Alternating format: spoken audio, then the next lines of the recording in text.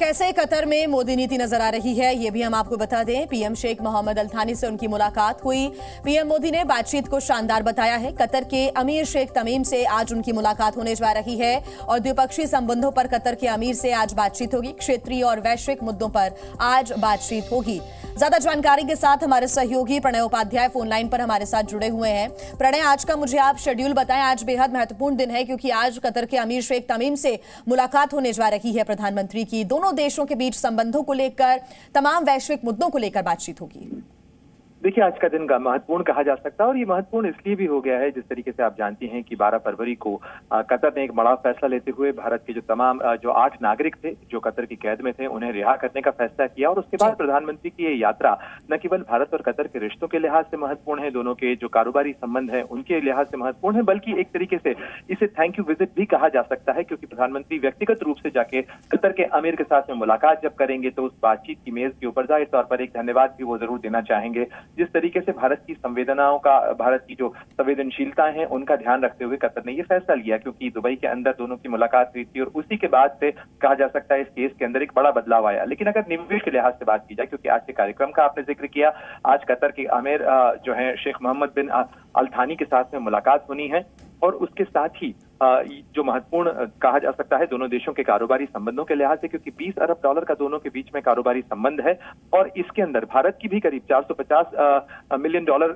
का निवेश जो है वो कतर के अंदर है। करीब 15,000 भारत की कंपनियां हैं, साथ ही करीब 8.5 जो भारतीय हैं, 8.5 लाख भारतीय वो वहां पर काम करने के लिए रहते हैं। और ऐसे में कतर के साथ भारत के संबंध लगातार बढ़ रहे हैं और हाल ही में भारत ने करीब $78 बिलियन की एक जो डील है वो साइन की है, जो कि पेट्रोनेट LNG की खरीद की डील है, जो 2048 तक भारत के अंदर गैस की आपूर्ति करेगी। भारत की ऊर्जा जरूरतों के लिहाज से कतर एक महत्वपूर्ण और करीबी सहयोगी के तौर पर उभरा है। और प्रणय, ओवरऑल इस दौरे को देखा जाए तो मिडिल ईस्ट का ये जो दौरा रहा प्रधानमंत्री का, बेहद सफल रहा और इससे ये तस्वीर साफ होती है कि भारत और जो खाड़ी देश है उनके बीच में रिश्तों में मधुरता आती ही जा रही है, जो कि भारत के विकास के लिए, अर्थव्यवस्था के लिए बेहद जरूरी है।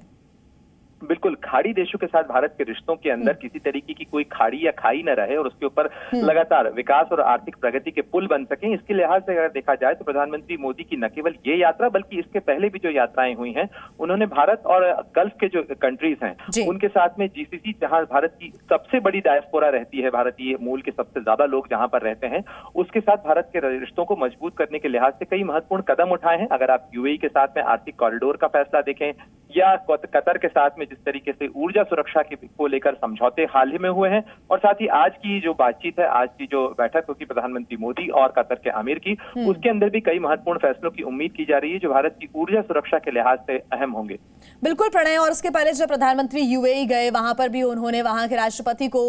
कई बार अपने भाई के रूप में कहा संबोधन के दौरान। फिर उसके बाद जब वो कतर आए हैं तो उन्होंने यहाँ पर भी एक दोस्त के रूप में मुलाकात की है अल थानी के साथ, और अब वो अमीर के साथ मुलाकात करने जाएंगे। ऐसे में ये कहा जा सकता है कि प्रधानमंत्री ना सिर्फ देश के साथ साथ देशों की जो संबंध है वो तो अच्छे ही है, लेकिन उनका जो एक पर्सनल संबंध है, सभी के साथ एक पर्सनल मुलाकातें हैं, वो भी पूरी दुनिया इस वक्त देख रही है और वो दूसरे देशों के राष्ट्रपति और प्रधानमंत्रियों के साथ भी हमने देखा है।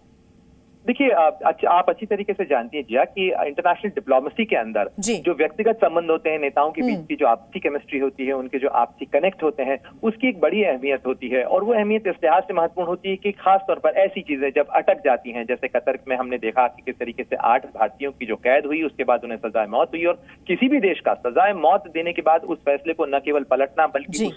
उसको रिहाई तक के मुकाम तक लाना, ये अपने आप में एक बड़ी चीज है। और ये चीजें तभी संभव होती हैं जब नेताओं को शीर्ष लेवल पर उनके बीच में केमिस्ट्री देखने को मिलती है, उनका जो संवाद होता है। और ये जो संबंध होते हैं, इनको किस तरीके से आर्थिक प्रगति में और साथ ही जो रणनीतिक रिश्ते हैं उनको मजबूत करने में ट्रांसलेट किया जा सकता है।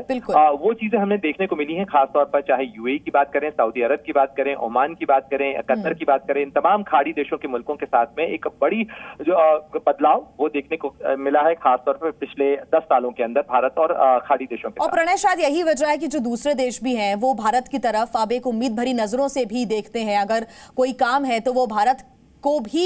इसमें सम्मिलित करने की कोशिश करते हैं, दूसरे बड़े देश, चाहे वो अमेरिका हो या फिर दूसरे बड़े देश हो। बिल्कुल जी,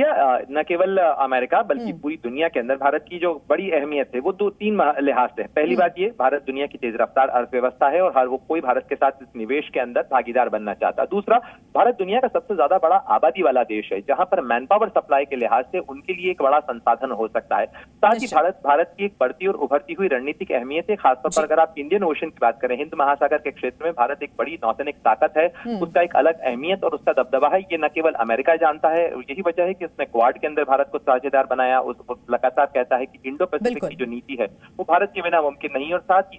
अदन की खाड़ी से लेकर मलाक्का स्ट्रेट तक अगर हम देखें तो भारत की इसी दबदबे और इसी मोदी नीति की हम बात भी कर रहे हैं लगातार प्रणय, और इसका जो असर है, इसकी जो लगातार इसके जो उदाहरण है वो अभी हमें खाड़ी देश में भी देखने को मिल रहे हैं। बहुत शुक्रिया प्रणय आपका तमाम जानकारी के लिए।